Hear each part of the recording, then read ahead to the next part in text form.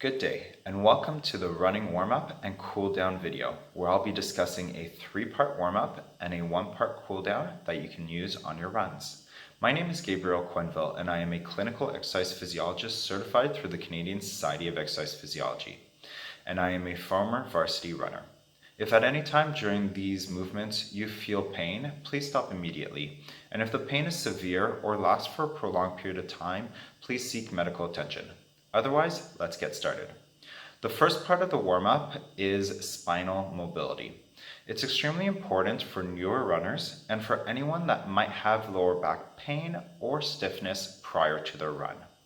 I recommend going through this sequence 1 to 3 times if you fall under that category. If you're a more experienced runner, and if you don't have any lower back pain, you don't necessarily need to incorporate this into your warm-up. However, I do encourage spinal mobility, either this specific programming or another, at least 2 or 3 times for general health and well-being. Follow this sequence 1 to 3 times, and then move on to part B.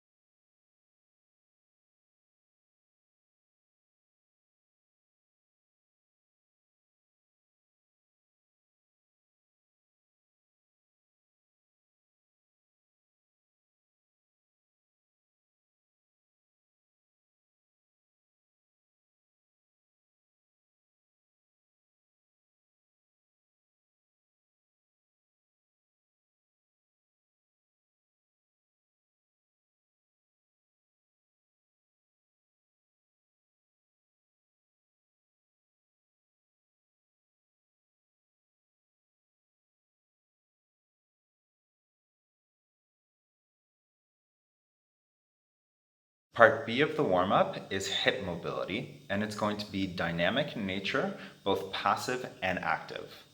Whether you're a newer runner going to build your base, or whether you're a more experienced runner going on an easy run before your intervals, or an easy run isolated by itself, I recommend doing this sequence at least 1 to 3 times. Go ahead and follow through, and then move on to part C of the warm-up.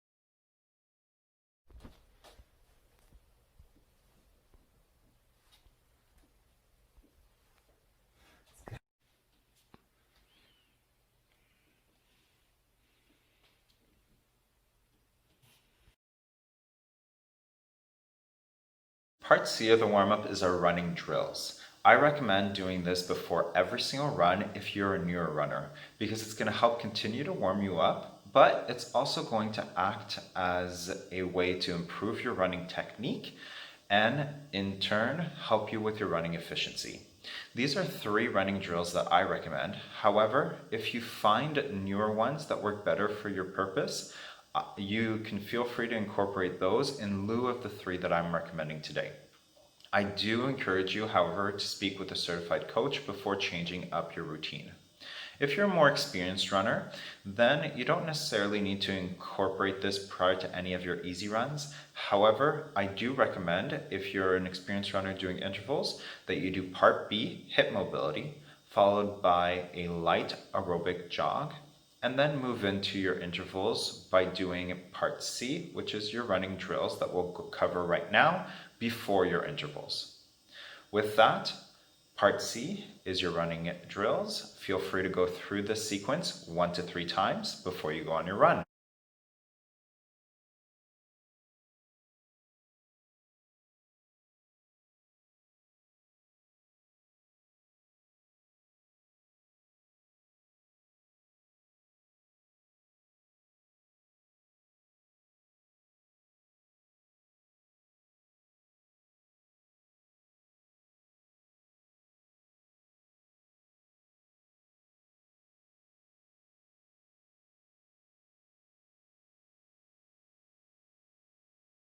All right, now that we've done all of the warm up, remember, if you're a newer runner, then I recommend that you only do easy jogs or light jog, brisk walk alternatives until you're able to do 2 months of continuous easy jogs for 30 minutes at a light aerobic effort 3 times a week, and that you remained injury-free during that entire time. If you didn't meet all of those criteria, then you should not consider increasing the duration of your runs or the intensity of your runs. So you shouldn't be doing any running intervals. For you more experienced runners, as I explained before, if you're doing your running intervals, I recommend doing part B of the warm-up, followed by a light aerobic effort for 10 to 20 minutes, and then part C of the warm-up, which was your running drills prior to your intervals. Now that you've done your run or your interval run, I recommend the following for a cool down. Follow the sequence 1 to 2 times, and then you're good to go. If you did running intervals before doing the sequence, I recommend doing a light aerobic jog for 10 to 20 minutes to bring your heart rate back down.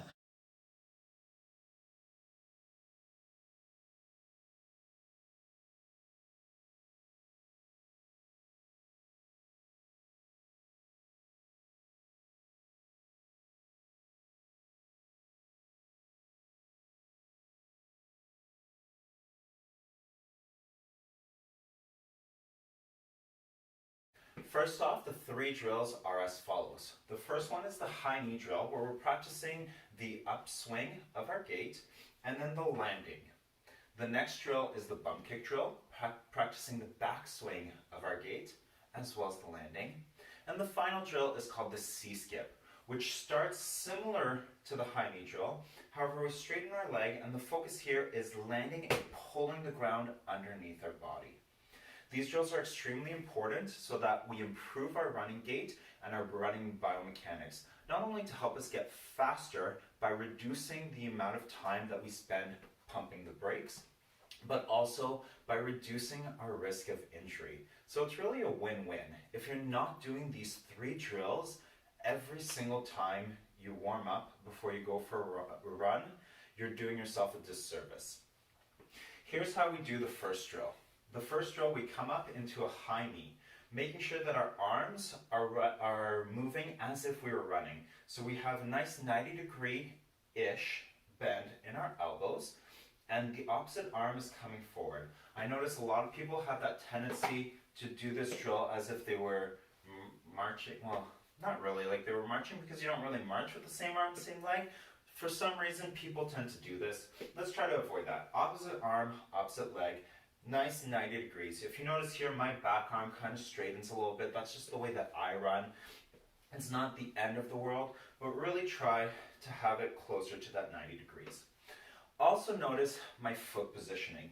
When I'm bringing my high knee up, My toes are dorsiflex, so that means that the toes pointed up towards the shin. I'm trying to reduce the angle here by really working the anterior muscles of my lower leg and pulling up on those toes. The reason is that when we are running, as we're recovering through that running gait, we want those toes to be up for injury prevention purposes, but also for speed. That helps us land in that nice proper position. If you experience foot drop, either due to a medical condition or due to weak anterior muscles, where that toe just kind of comes down here, that's something that we're going to want to work on and focus on. And last week's video where we worked on ankle mobility and stability is a great program that you can do to try to help you keep that toe up as you do these drills, and then furthermore as you run. How we do this drill when we come back down is we want to ensure that that foot comes back just slightly in front of where it started. So if you start with both your heels together, bring that knee up, come back down, that foot should be slightly in front of where it started. Notice how I'm not really stepping forward. You can't see the toe of my left leg because the heel of my right leg is hiding it. It only moved up probably about 6 to 10 inches forward. When we run, we want to land slightly in front of our body. So if you look at the professional runners and you draw a line from the front of their shoulder straight down, that is about where their heel is. So their heel isn't landing over here, and their heel also isn't landing behind their body. That's an extremely important part of this drill. A common mistake is to come into that high knee and step forward, high knee, and then step forward. Here we're not practicing proper running mechanics. We're not practicing proper running landing. So it's landing the proper position as well as doing that proper high knee. Step one is to get comfortable doing this walking. So just high knee, foot comes down, then we switch, then we switch, then we switch. Notice how I'm moving forward relatively slowly. That's exactly what you want. As you get more proficient with this, we get more dynamic, and that really helps us with our warm-up as we're really warming up the muscles in a more dynamic way. So high knee skip, and really transitioning from one foot to the other very quickly. Notice how there was a lot of pounding noises that was being made as I was hitting the ground. I'm really moving my arms, driving through my arms and driving through my legs very quickly. The second drill that we're going to be doing is the bum kick drill. Similar to the high knee drill, you want to have that toe flexed. In this drill, it's really important to try not to drive that knee forward as you bring your heel to your bum, as well as avoiding pointing that toe down in a plantar flexed position. We really want to be dorsiflexed with that knee underneath our body. It may move forward slightly, that's not the end of the world. Our arms, just like when we were doing our high knee drills, tries to run, move as if we were running, trying to keep that 90-degree angle as best as you can. As well as we're driving up, you want to get up as high as you can. Notice here I have some mobility limitations, so when I'm doing that bum kick drill, my heel is not even anywhere close to my bum. This is something that I definitely need to work on. So what we want to see is that heel hits that bum every single time. And finally, same thing as with the high knee drill, we want to land slightly in front of our body. Practice, train your body to land, to have your feet land where you want them to land. So bum kick, land, as we slowly walk forward. This is our first progression. Getting the arms coordinated with our legs, making sure that our knees aren't going too far forwards, making sure that our heel is coming up as high as it can, making sure your foot stays dorsiflexed, and making sure that your foot lands in the proper position.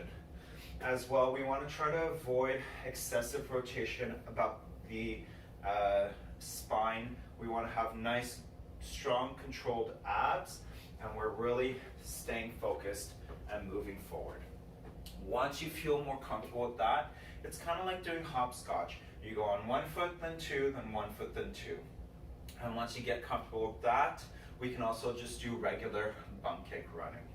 So the hopscotch version kind of looks like this. You go 2 feet, 1 foot, 2 feet, 1 foot, opposite arm, and then you can add some speed as we go through.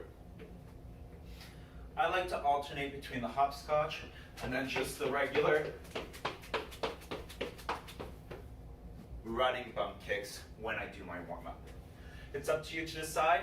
There's pros and cons to both. I definitely recommend including both in your warm-up. The last drill that we're doing is the C-skip. This one is the one that is the most difficult and most commonly done wrong. What we want to do is start with our high knee drill, exactly the same as what we just did.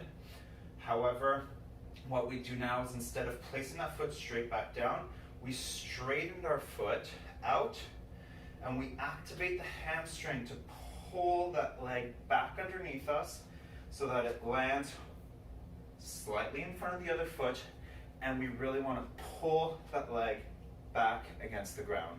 So we're activating that hamstring to pull against the ground. That's going to teach our body that when we're running, when that foot lands, you're pulling and pressing, okay? Common mistakes is people do a high knee into a kick and then they just let their leg drop. So we're not kicking forward. Avoid that motion. We're not excessively activating our quadriceps in a kick. Pretend like there's an object underneath you, or grab an object that you can place right beside you. Lift your knee up and circle around it, kind of as if you're hurdling over an object, and kick it back. You can do that a couple times as you practice. Knee up, out, kick that object back. It's really that kick back that is key here. We really want to practice pulling on the ground. So if I was to do this walking, it would look like this. Leg comes up, opposite leg, pull. Opposite leg, pull on the ground. Opposite leg, pull on the ground. Opposite leg, pull on the ground. Landing slightly in front of the other leg every single time. Core is tight, body is forward, not moving side to side. Opposite arms at 90 degrees are moving as if you were running. Once you get comfortable with that, you can start adding in the skip. So the skip version looks like this. Now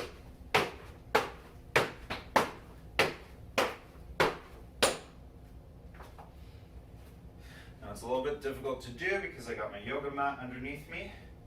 Let me just move it out of the way so it's not being crumpled up, and I'll show it one more time.